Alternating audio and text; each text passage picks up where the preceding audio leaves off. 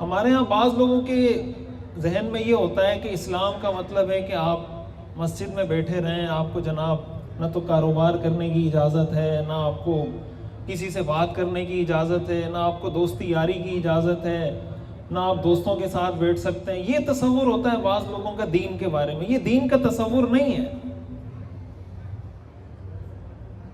دین میں رہتے ہوئے، اسلام میں رہتے ہوئے آپ دوستوں کے ساتھ گپ شپ بھی لگا سکتے ہیں، آپ دوستوں کے ساتھ گھومنے پھرنے بھی جا سکتے ہیں، آپ آؤٹنگ بھی کر سکتے ہیں، آپ جناب کہیں گیدرنگ بھی کر سکتے ہیں، ہوٹل پہ بھی جا سکتے ہیں، سارے کام آپ کر سکتے ہیں۔ بس ایک شرط شریعت نے لگائی ہے کہ بھائی کوئی ایسا کام اس میں نہ کریں جو شریعت کے کسی حکم کو وائلیٹ کر رہا ہو، بس اتنی سی شرط ہے۔ اور شریعت کا حکم، شریعت کے احکام زندگی کے ہر شعبے میں ہماری طرف متوجہ ہوتے ہیں۔